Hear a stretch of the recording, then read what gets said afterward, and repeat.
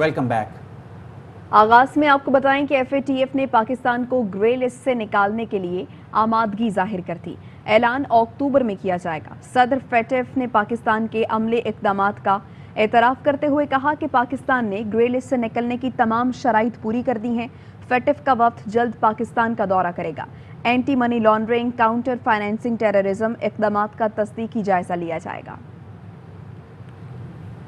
बराह रास्त लाहौर लिए चलेंगे। पीटीआई रहनुमा माद अजहर इस वक्त न्यूज़ कॉन्फ्रेंस कर रहे हैं। पाकिस्तान का ब्लैक लिस्ट से बचने का कोई चांस नहीं, और अगर हम ब्लैक लिस्ट में चले जाते तो जो तबाही उसके नतीजे में आनी थी वो मैं बयान नहीं कर सकता। बहरहाल उसी वक्त वज़ीर आज़म इमरान ख़ान ने एक FATF कोऑर्डिनेशन कमेटी बनाई जिसका मुझे सरबराह बनाया, और उसके अंदर तमाम महकमों के सरबराहान की और उनके नुमाइंदगान की, सरबराहान की या नुमाइंदगान की रिप्रेजेंटेशन थी। इसके अंदर फेडरल बोर्ड ऑफ रेवेन्यू, हमारा FBR, customs, anti narcotics force, state bank of Pakistan, financial monitoring unit, हमारे ministry of interior, ministry of foreign affairs, provincial police departments, anti terrorism departments, border security forces, हमारी security agencies, Askari क़यादत, इन सब की नुमाइंदगी इस FATF coordination committee के अंदर थी। और हमने और इस सारी कमेटी ने, इनके मेंबरान ने और इन महकमों के अंदर जो अफसरान मौजूद थे, जो एक्चुअल हीरोज़ हैं पाकिस्तान के, उन्होंने दिन रात काम किया। सबसे पहले ब्लैक लिस्टिंग अवॉइड की, और नंबर 2 पे 34 निकात जो थे, जो एक्शन आइटम्स जो सबसे मुश्किल थे, क्योंकि पाकिस्तान को हाई रिस्क कंट्री में प्रोफाइल किया गया था। हमारा जो रिस्क प्रोफाइल बना था उसमें हम हाई रिस्क कंट्री थे, क्योंकि हमारी जोग्राफिकल लोकेशन और हमारी दहशतगर्दी के साथ कुछ हिस्ट्री ऐसी वाबस्ता थी कि हमें हाई रिस्क कंट्री प्रोफाइल किया गया, जिसकी वजह से हमारे थ्रेशोल्ड्स बाकी तमाम ममालिक से ज़्यादा रखे गए। बहरहाल हमने लास्ट ये जो अभी प्लेनरी गुजरी है, इससे जो गुज़श्ता प्लेनरी थी उसमें हम 34 में से 32 निकात मुकम्मल करने में कामयाब हो गए, और आखिरी जो 2 निकात थे अप्रैल के पहले हफ्ते में पाकिस्तान तहरीक इंसाफ की हुकूमत में, उनकी भी रिपोर्ट FATF सेक्रेटेरिएट को जमा करा दी गई थी। और FATF की ये जो प्लेनरी अब मिली है, ये कवर करती है टाइम पीरियड कंप्लायंस का अक्टूबर 2020 से लेके मार्च 2021, यानी अक्टूबर 2020 से मार्च 2021 जो पाकिस्तान तहरीक इंसाफ का दौर था, उसमें जो कंप्लायंस हुई वो अब जून की ये जो प्लेनरी हुई है उसमें उसका नतीजा सामने आया। और पूरे मुल्क के लिए ये खुशी और मुसर्रत की बात है कि अब हम 34 में से 34 निकात के ऊपर पूरा उतरे हैं। बहुत ज़्यादा ये भी बात की जा रही है कि जी शायद अभी हम ग्रे से नहीं निकले क्योंकि ऑन साइट विज़िट है। बिल्कुल ये तवक्को के ख़िलाफ़ नहीं था। हर मुल्क, हर जुरिस्डिक्शन जो तमाम शराइत पूरी करती है FATF की, उसकी फिर FATF की टीम्स आके उस मुल्क का दौरा करती हैं। वो जो काम पिछले 3-4 साल में हुआ होता है उसको वेरीफाई करने के लिए और उसको फिज़िकली मॉनिटर करने के लिए, देखने के लिए, ऑब्ज़र्व करने के लिए। तो ये बिल्कुल तवक्को के ऐन मुताबिक था, और ये एक FATF का प्रोसीजर तमाम ममालिक के लिए है कि जब वो निकात पूरे करते हैं तो वो टीम्स यहाँ आती हैं और उसको ऑन साइट विज़िट कहा जाता है। मुश्किल फ़ेज़ अल्हम्दुलिल्लाह मुकम्मल हो गया है, और जो काम हमने किया है पिछले 3-4 साल में, मैं आपको पूरे दावे से कहता हूँ कि दुनिया में अगर कहीं बेहतरीन काम हुआ है FATF के ऊपर तो वो पाकिस्तान के अंदर हुआ है। और पाकिस्तान की मिसाल भी दी गई पिछले 1 साल के अंदर जब मुख्तलिफ प्लेनरीज़ हुई, जहाँ पे ये कहा गया कि जिस तरीके से, जिस मुश्किल एक्शन प्लान को जिस तेज़ी के साथ पाकिस्तान ने इस पर अमल दरामद किया है, वो सब के लिए एक मिसाल है। ये ज़रूरी क्यों था और इसका फ़ायदा क्या होएगा मुल्क को कि हमारा जो FATF का एक्शन प्लान है वो मुकम्मल हो गया है। पूरी दुनिया अब ये जान चुकी है कि पाकिस्तान का मनी लॉन्ड्रिंग के ख़िलाफ़, दहशतगर्दी की फ़ाइनेंसिंग के ख़िलाफ़, और हमारा फ़ाइनेंशियल सिस्टम वो अब दुनिया के जदीद जो मईशत हैं, जो जदीद ममालिक हैं, जो तरक्की याफ्ता ममालिक हैं, उनसे मुताबिकत रखता है, और इंटरनेशनल बैनुल अक़वामी जो मेयार हैं उनसे हमारे कवानीन मुताबिकत रखते हैं। आपको याद होएगा कि पाकिस्तान तहरीक इंसाफ की हुकूमत ने दर्जनों कवानीन पास कराए पिछले 3.5 साल में हमारी हुकूमत के, जिनका ताल्लुक़ FATF की कंप्लायंस से था। इसके अलावा बहुत सारे रूल्स एंड रेगुलेशंस को अपडेट किया गया, हज़ारों अफसरान की ट्रेनिंग की गई। इसके अलावा और ये फाइनेंशियल सिस्टम हमारा जो है वो अपग्रेड किया गया। स्टेट बैंक ऑफ पाकिस्तान और फाइनेंशियल मॉनिटरिंग यूनिट जो बैंक्स की मॉनिटरिंग करता है उसको अपग्रेड किया गया। ہمارے بارڈر سیکیورٹی فورسز، ہمارے کرنسی کی جو اسمگلنگ کے اعتراضات ہوتے تھے اس کے اوپر کریک ڈاؤن کیا گیا. تو یہ ساری چیزیں جو ہماری ریمیٹنسز بڑھیں اس ملک میں، جو باہر سے ترسیلات آتی ہیں، اس میں بھی فیٹف کی جو ہم نے کمپلائنس کی اس پچھلے 3.5 سال میں، اس کا ہاتھ ہے. جب ہم حکومت پاکستان تحریک انصاف کی آئی تھی تو صرف 19 ارب ڈالر کی باہر سے ترسیلات آتی تھیں ریمیٹنسز کی شکل میں. جب ہم چھوڑ کے گئے تو وہ 32 ارب ڈالر کے قریب جا پہنچی تھیں. تو یہ منی لانڈرنگ کے اوپر کریک ڈاؤن اور اس سب کا نتیجہ ہے. اس سے ہماری اکانومی کو، معیشت کو ڈاکیومنٹ ہونے میں بہت زیادہ مدد ملے گی.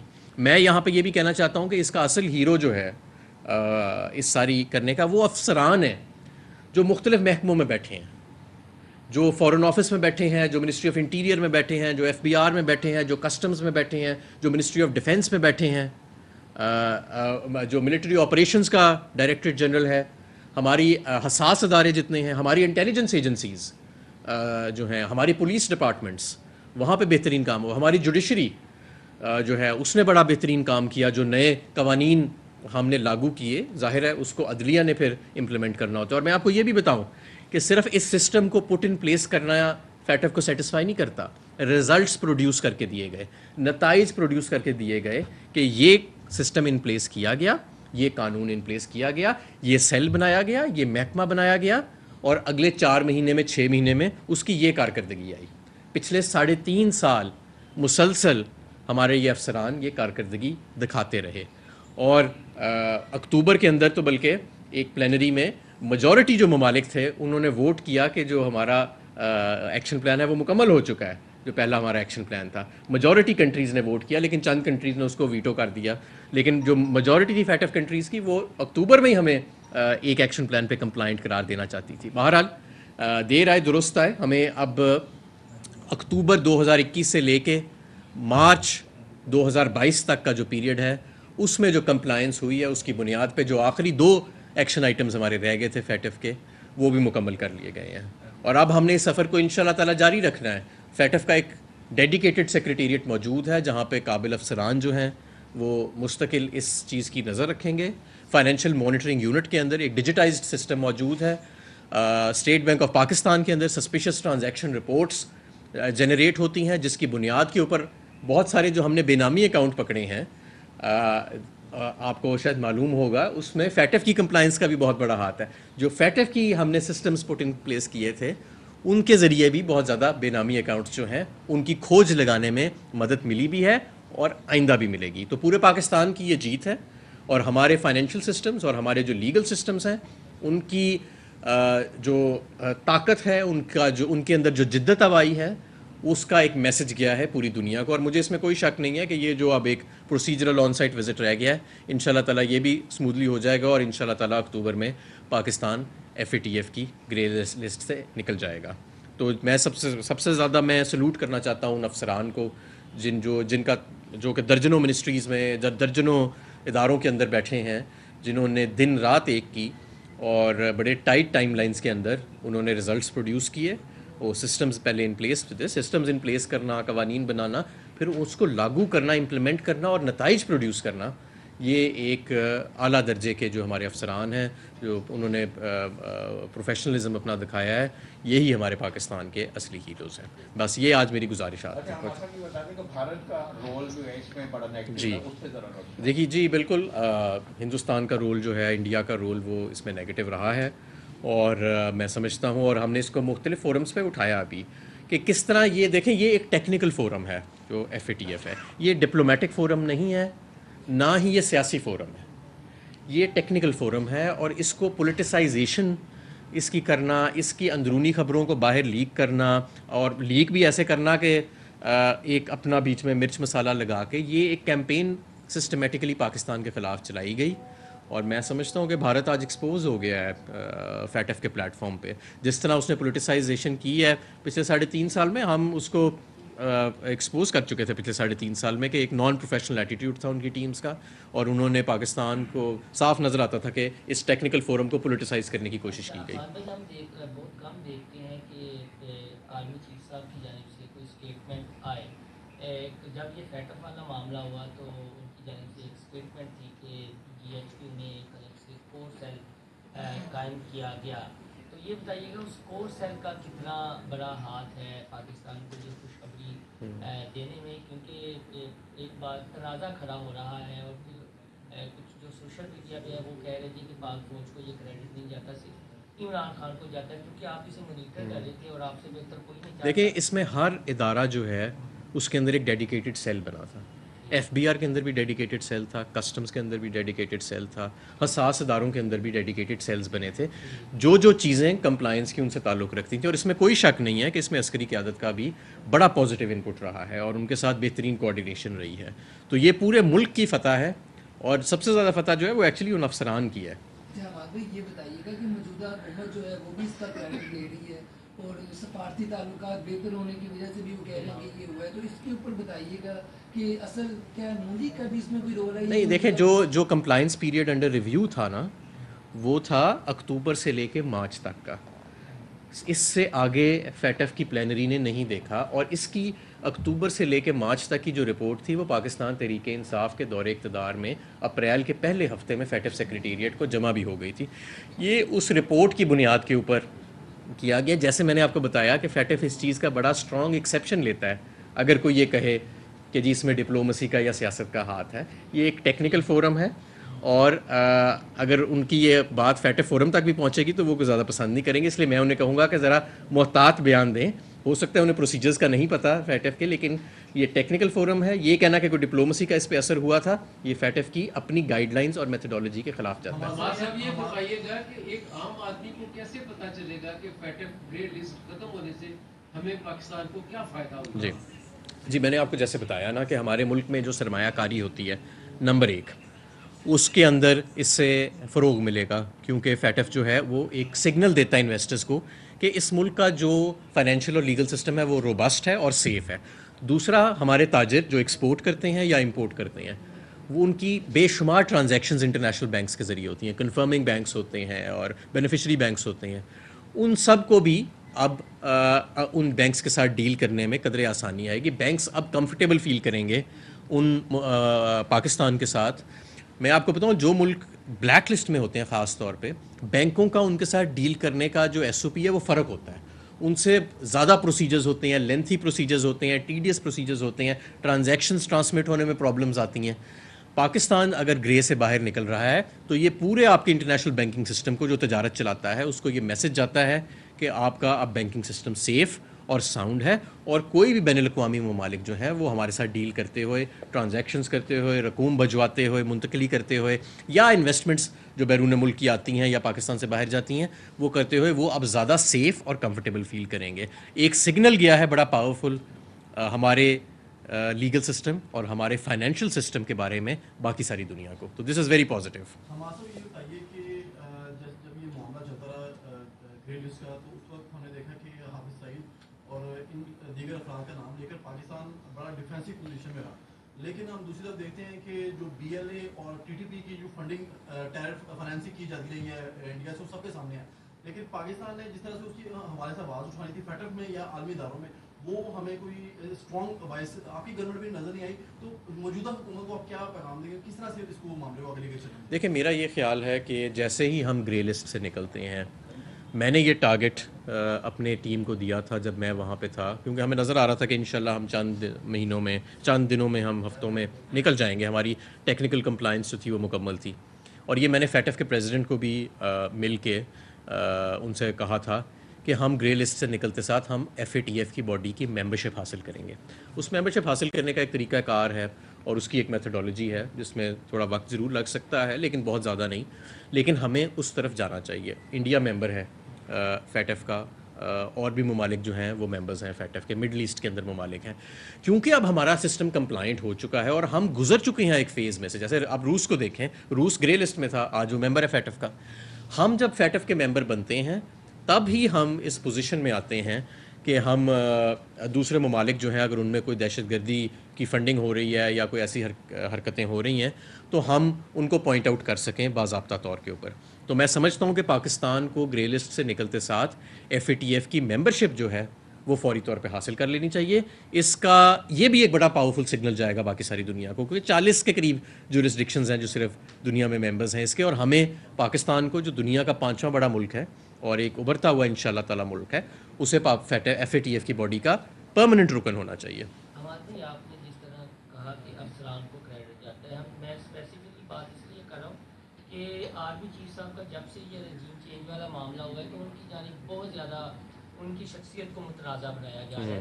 تو آپ اسپیسیفکلی نام کیوں نہیں لیتے کہ یہ credit army chief general Bajwa کو بھی جاتا ہے؟ دیکھیں, میں نے آپ کو کہا کہ پورے پاکستان کو اس کا کریڈٹ جاتا ہے. اس کے اندر عسکری قیادت بھی شامل ہے, عسکری افسران بھی شامل ہیں, سول افسران بھی شامل ہیں, اور درجنوں منسٹریز میں بیٹھے افسران, یہاں تک کہ صوبائی جو ہمارے محکمے ہیں ان میں بیٹھے افسران بھی شامل ہیں. تو یہ ایک پورے پاکستان کی فتح ہے, اور انشاءاللہ تعالی ہمیں اب اس سفر کو آگے لے کے بڑھنا ہے, اور مجھے پورا یقین ہے کہ انشاءاللہ تعالی اکتوبر میں پاکستان سے کی بات کی ہے تو ابھی جو اوورسیز پاکستانیوں کو ووٹ کا حق سے محروم کر دیا گیا ہے, تو وہ جو ہے اس کے ہاں یہ دیکھیں نا, یہ ایک بڑی عجیب سی بات ہے کہ یہ ملک آپ کا چل رہا ہے عسکری اس کے اوپر, اس کے آپ کا ملک چل رہا ہے فورن جو ریمیٹنسز آ رہی ہیں, ٹھیک ہے جی, اور آپ کی جو اس وقت فورن ریمیٹنسز آ رہی ہیں وہ آپ کی ایکسپورٹ سے بھی زیادہ ہیں. 30 ارب ڈالر کی, 31 ارب ڈالر کی آپ کی ایکسپورٹ ہے, 32 ارب ڈالر کا آپ کا ریمیٹنس آ رہا ہے. اور ہم نے ان جو ہمارے محنتی لوگ گھر سے دور جا کے قربانی دے کے وہ ترسیلات بھیج رہے ہیں جس سے یہ ملک چل رہا ہے, ان کو ہم کہہ رہے ہیں کہ آپ ووٹ نہیں دے سکتے لیکن آپ نے ٹیکس دینا ہے. تو یہ میں سمجھتا ہوں بغض ہے جو ہمارے موجودہ حکمران بیٹھے ہیں, جو انہوں نے اوورسیز پاکستانیز کے ساتھ یہ ظلم کر رہے ہیں, یہ ان کے دل میں بغض ہے, کیونکہ انہیں پتہ ہے کہ یہ سارے جو ہیں یہ اویئر لوگ ہیں, باہر کے معاشرے دیکھ چکے ہیں, اور اس لیے یہ عمران خان کے زیادہ قریب ہیں, تو ان کو یہ چیز ہضم نہیں ہوتی. تو میں سمجھتا ہوں کہ لیکن یہ عارضی چیزیں ہیں, یہ ٹھیک کر لیں گے ہم.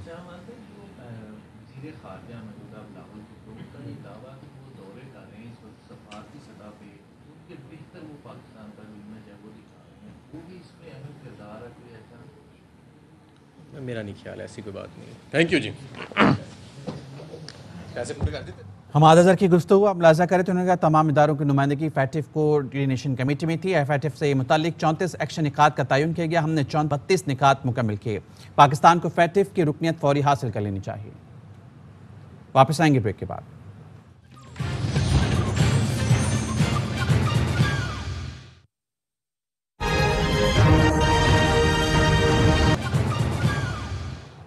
Welcome back.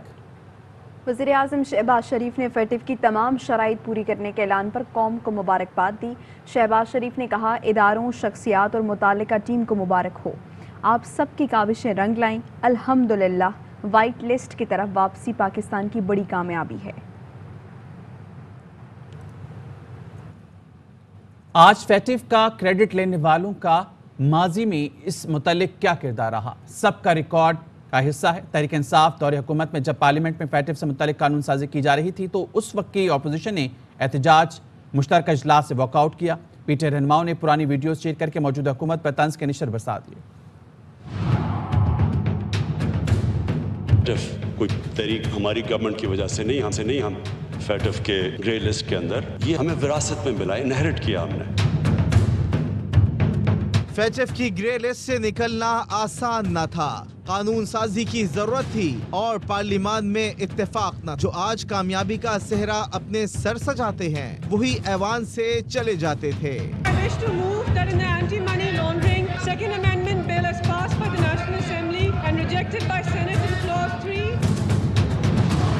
16 ستمبر 2020 FATF سے متعلق قانون سازی کے لیے پارلیمنٹ کا مشترکہ اجلاس. PTI حکومت نے بل پیش کیا تو اپوزیشن ایوان سے واک آؤٹ کر گئی.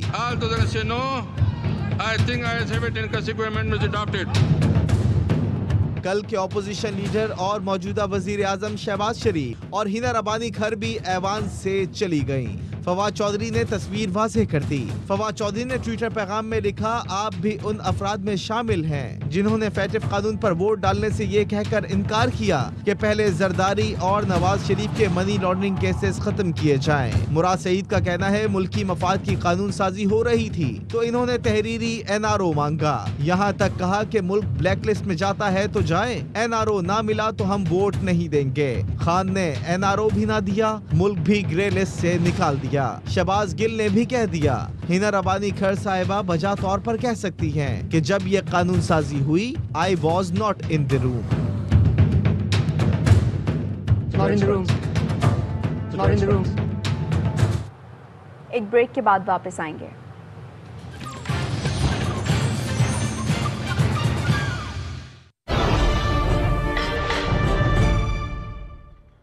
A place where peace of mind is a piece of cake. A space you can call home. Liberty Lands. Live your land. Have your space. Call 08000 9000. A project by Union Developers. Olpers दूध की भरपूर goodness chocolate और strawberry flavours के अलावा अब मजेदार बादाम ज़ाफ़रान में भी Olpers flavoured milk. Test the goodness. करो अपनी आवाज को सुपर फॉर चेंज। आवाज उठाओ। सुपर नहीं तो 4G नहीं।